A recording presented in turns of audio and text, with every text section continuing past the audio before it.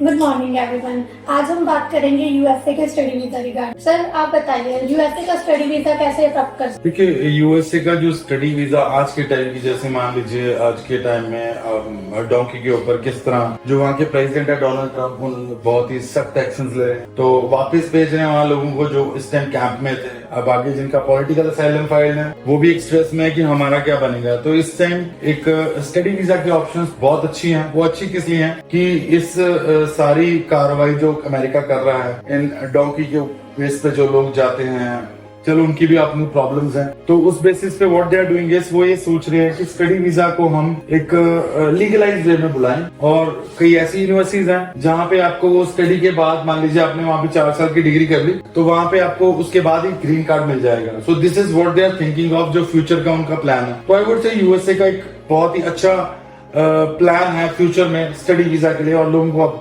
जरूर अप्लाई करना चाहिए। अगर किसी स्टूडेंट के स्टडी वीजा के लिए बैंक कितने रिक्वायरमेंट? ओके, सो अगर आप मुझसे पूछें 2015-16 से I have been sending students USA अच्छी तरह, जिसको मैं बात करता हूँ। पहले थोड़ा सा कर ही रहे थे, बट यूएसए में जो मैं full flash I was in 2015-16। तो हमारे फेसबुक पेज है ब्लू लाइन विश्वास, उसमें आप वीजाज देख सकते हैं जिन लोगों के आए, तो बहुत लोगों के वीजाज आए। तो आई वुड से कि एक क्राइटेरिया में विदाउट आल्स भी हमने बहुत लोग भेजे। तो मैंने ऐसे बच्चे भेजे जिनका मैक्सिमम 14 ईयर्स का गैप भी था, उसका भी वीजा है हमारे फेसबुक पेज, जिनका वीजा आया 14 साल के गैप के बाद।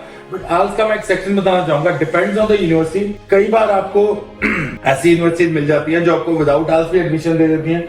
कई ऐसी यूनिवर्सिटीज का क्राइटेरिया ही होता है जिसके बेसिस पे वो आपको वहां पे एडमिशन देते हैं जिसमें आपको आल्स के बैंड चाहिए। अगर आप +2 हैं तो आई वुड से 6 बैंड्स आर इनफ। अगर आप ग्रेजुएट है तो 6.5 भी, बट विदाउट आल्स भी एडमिशन मिल जाती है। कौन से स्ट्रीम में जाकर बेनिफिट है? देखिए यूएसए आज की डेट में तो ऐसा है कि डोनाल्ड ट्रंप और जिस तरह एलॉन मस्क, डॉज, उनको जो डिपार्टमेंट दिया गया, और एलॉन मस्क है तो they are business minded people. तो business courses I would say are very good for going to USA, because जो आपकी इंटर्नशिप है वो बहुत इजीली, और आपको वहां पे बहुत अच्छी प्रैक्टिकल ट्रेनिंग मिल जाती है। जो हम आमतौर पे यूएसए में जाते हैं, हमारा मेन मोटिव क्या होता है कि वहां पे जमा के हमारे को प्रैक्टिकल ट्रेनिंग में मिले। बिकॉज अगर हम इंडिया में स्टडी कर रहे हैं तो हमारा मेन मोटिव क्या रहता है, हमने थ्योरी पढ़ी है, हमारा लास्ट में एक फाइनल एग्जाम था, हमने एग्जाम क्लियर करने हैं, हाँ जी हम एमबीए क्लियर हो गए। बट ये एमबीए का मेन मोटिव नहीं। वहां पे तो अगर हमने मान लीजिए एमबीए किया है तो आपको उसका सीपीटी, ओपीटी मिलता है। OPT is optional practical training जो आपको ऑन कैंपस ही जॉब करनी पड़ती है अमेरिका में। जब आप स्टडी कर रहे होते हो तो एक तरह का वर्क ही है जो आपको स्टडी के दौरान करना होता है, और सीपीटी जो कि करिकुलम प्रैक्टिकल ट्रेनिंग है वो आपको स्टडी के बाद करना होता है। तो इससे आपको एक बेसिक इंटरनेशनल एक्सपोजर मिल जाता है, इंटरनेशनल स्ट्रैटेजीज पता लग जाती है काम करने की। फॉर एग्जांपल मैंने अगर एमबीए किया वहां पे, तो मैं बिजनेस एडमिनिस्ट्रेशन को अगर उसको प्रैक्टिकल ट्रेनिंग वहां पे करके आऊं तो वो हमारे लिए बहुत बेटर रह पाता है आजकल के टाइम में। अगर मैं यूएसए की बात करूं, स्टडी परमिट के बाद आपको वर्क परमिट कितने टाइम का? देखिए अगर मान लीजिए पहले तो हम वीजा की ड्यूरेशन की बात करें, मेरे को अगर ड्यूरेशन की बात करूं तो यूएसए का जो स्टडी वीजा है वो करीबन आपको 5 साल का मिलता है, करीबन नहीं एक्जैक्टली 5 साल का मिलता है, चाहे वो आपका 2 साल का कोर्स है चाहे वो आपका 5 साल का कोर्स है। और वर्क परमिट की बात करूं वो तो डिपेंड्स आपका कौन सा एम्प्लॉयमेंट कॉन्ट्रैक्ट लेटर आप अपने वीजा के बाद लेते हो, उसके ऊपर डिपेंड करता है कि आपका कितनी देर का वर्क परमिट आपको मिले। वर्क अपॉर्चुनिटी है तो जब आप मान लीजिए बात समझिए, अगर एक बंदा आज के टाइम में यूएसए में डोंकी पे जा रहा था तो उसके लिए वर्क अपॉर्चुनिटी कैसी? तो आप सोचिए 50 लाख लगा के एक बंदा वहां पे जा रहा है, तो उसको अगर वर्क अपॉर्चुनिटीज नहीं मिल रही तो वहां जाके करेगा क्या?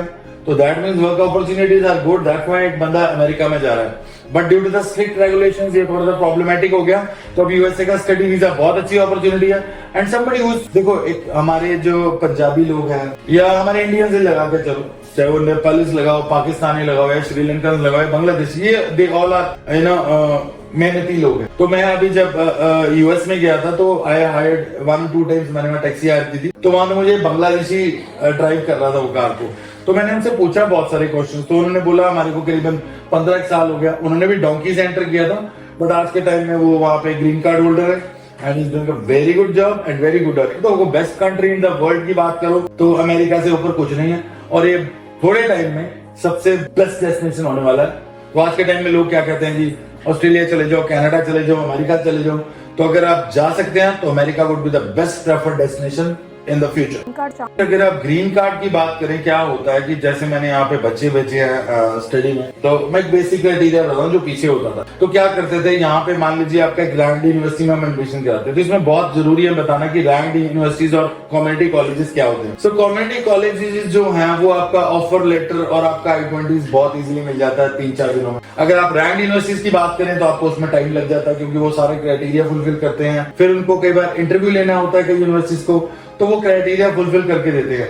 और रैंक्ड यूनिवर्सिटीज में मेरे हिसाब से ज्यादा बेटर है as compare to community colleges, because अगर कम्युनिटी कॉलेजेस में आप पढ़ने जा रहे हो तो ये एम्बेसी ऑफिसर्स को पता ही है कि आपका यूनिवर्सिटी कॉलेज कैसा है, क्या उसका रैंकिंग है, तो वो बहुत आसानी से चेक कर सकते हैं। तो it would be better go for the ranked universities and what we should do. तो ranked universities with a kind of comparing of the university जो भी आपको I-20 मिली। तो इसमें मैं बताना चाहूंगा जो आपकी I-20 हैं वो आपको जितनी भी यूनिवर्सिटीज ऑफर कर रही हैं, तो हमारे को एक क्वेश्चन जो इंटरव्यू का ही क्वेश्चन है कि आपने किस तरह से इस यूनिवर्सिटी को चूज किया। तो उसमें कौन कौन से बेसिक फैक्टर्स होते हैं। फर्स्ट ऑफ ऑल उस यूनिवर्सिटी का एक्सेप्टेंस रेट क्या है। एक्सेप्टेंस मतलब उन्होंने कितनी एप्लीकेशन में से कितनी एप्लीकेशंस को एक्सेप्ट किया कि हम इनको एडमिशन देते हैं। तो जिसका एक्सेप्टेंस रेट लो होगा दैट मींस उसका रैंक ही हायर होगा, क्योंकि वो सारा कुछ चेक करके दे रहे हैं। एक टीचर और स्टूडेंट रेशियो चेक होता है। फॉर एग्जांपल अगर आप में 30:1 का टीचर स्टूडेंट रेशियो है तो वो एक प्रॉब्लमेटिक चीज रहती है। अगर 1:20, 1:15, 1:10 का टीचर रेशियो है तो वो बहुत अच्छा रहता है, जिससे आपकी ट्रेनिंग, आपकी स्टडीज और आपका सारा एनवायरनमेंट ऑल ओवर स्टडीज का बहुत अच्छा रहेगा। सर जो आपने पहले एक वीडियो डाली थी जो कि आप बता रहे थे वहाँ पर आपको एक सेकंड इन्वेस्टिगेशन जी, उसके क्या कारण था? वो कारण ये था कि वो एक डिपोर्टेशन का प्रोसीजर होता है कि मान लीजिए अगर मान लो immigration officer is not satisfied तो आपको सेकंड इन्वेस्टिगेशन में ले जाते हैं। और सेकंड इन्वेस्टिगेशन में ले जाके मुझे उन्होंने आई वाज इन टेक्सास में था यूएस में, तो मुझे वहां पे ले जाके उन्होंने सेकंड इन्वेस्टिगेशन टीम के सामने दिखा दिया कि हाँ जी गॉट द पीपल, इसको आप इंक्वायर कीजिए और अगर आप इनको एंट्री देना चाहते हैं ठीक है, नहीं तो वहीं से मेरा उन्होंने नेक्स्ट फ्लाइट करवाना था और मुझे वापस इंडिया में भेजना था। That is what really happened. तो उसका कारण क्या था कि मैं वहां पे अपनी एयर टिकट रिटर्न में लेके गया था। तो रिटर्न एयर टिकट का मतलब है कि मान लीजिए अगर मैं रिटर्न नहीं लेके गया दैट मीन्स मैं ज्यादातर वहां रहने का चांसेस, उनको ऐसा लगता है। तो उसके बाद उन्होंने मेरे से पूछा कि आपने रिटर्न टिकट नहीं ली, तो मैंने उनको क्लियर कर बताया कि मेरा कोई ऐसा प्लान नहीं है कि मैं कितनी देर रुकूंगा। तो ऑब्वियसली अगर आप कहीं दूर जा रहे हो घूमने, मैं घूमने ही जा रहा था ना एक B1 B2 पे जो मल्टीपल वीजा, तो मैं अगर घूमने जा रहा हूँ तो मेरा एक टाइम पीरियड होगा, मैं इतने देर के लिए वहां पे जाऊंगा।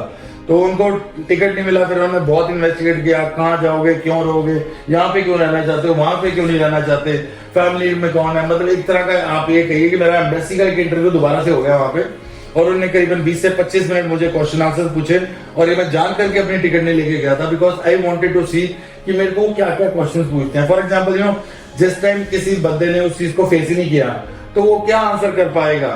तो मैं तो देखिए, मैं यूट्यूब बहुत बड़ा माध्यम बन गया लोगों की इंफॉर्मेशन का, बट मैं ये जरूर बताना चाहूंगा कि यूट्यूब में 90% ऑफ द जो इंफॉर्मेशन है वो ऑथेंटिकेटेड नहीं है, राइट। मैंने जिस चीज को एक्सपीरियंस ही नहीं किया तो मैं उस चीज को किस तरह किसी को बता सकता हूँ। मैंने जिस प्रॉब्लम से मैं खुद नहीं निकला तो मैं किसको कैसे किसी को बता सकता हूँ कि मैं उससे कैसे निकला, मैं किसी को कैसे सीख दे सकता हूँ। तो उस सिनेरियो में मैं एक बेटर एनवायरनमेंट क्रिएट कर देता था लोगों के लिए। मैंने इस चीज को बहुत फेस किया। जब मेरा वैसे इंटरव्यू हुआ तो मैंने ये चेक किया कि मैं अपना वीजा ऑफिसर कैसे, ना ये किसी बुक्स में तो लिखा नहीं हुआ वीजा ऑफिसर कैसे चेंज कर। मान लीजिए मेरे पास यहाँ 20-24 लोग बैठे हैं जो इंटरव्यू ले रहे हैं एप्लीकेंट्स की एम्बेसी में, और वहां पे मेरे को पता है मैंने इनके पास नहीं जाना और मुझे पता लग गया मेरी टर्न इनके पास आ रही, तो मुझे वीजा ऑफिसर कैसे चेंज करना ये तक we can let you know just because of experience by grace of God we have that knowledge.